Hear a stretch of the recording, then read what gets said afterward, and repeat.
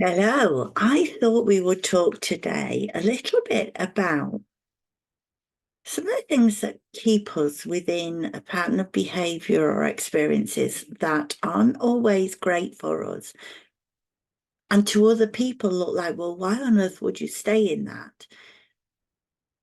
But it makes sense to us sometimes to stay in it. And by that, I mean, if we talk about food and weight and eating, I think that it makes sense that if we have a difficult relationship with food, changing that alone can feel really difficult because humans are not great at change. With some situations, there's huge fear to change, even if being in that situation feels awful, feels horrid.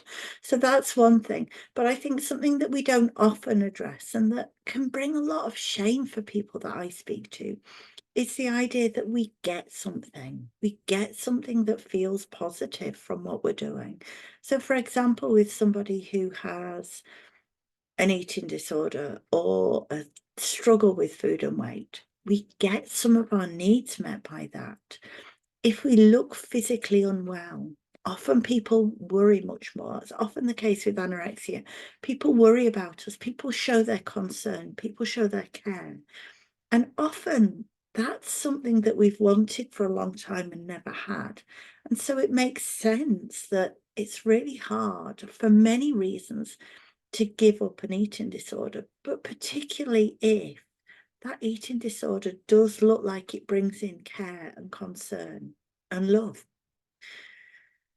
So I think what I'm saying here is it's really important, if you can, to be honest and say, what do I get from this that actually I'm not sure I can get without this? Because until we can recognize other ways of getting our needs met, we're likely going to struggle to give up the things that look destructive. Because for other people that don't see that we're getting some needs met, they just think, well, they're doing something destructive, harmful, not kind to themselves. Why on earth would we carry on doing that? But actually, the truth is, in that destruction, in that harm, there's often an element of meeting our needs. And so, what I invite you to do is to think about what needs might be getting met by your struggle with food and weight. And if you say, well, there's none at all, it might be something like, well, it numbs my emotions. It takes my mind away from what's going on for a little while. It might be that I get care and love and concern that I've never had before.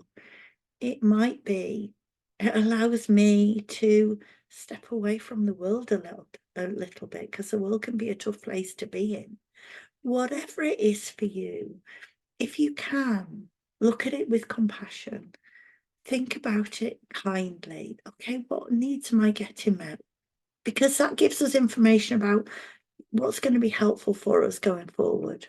What needs do we continue to want to meet, and how do we meet them? How do we find other ways of getting them met?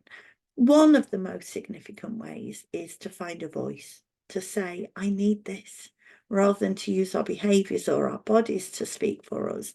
Because when we use a voice, we can use the best words that convey most accurately.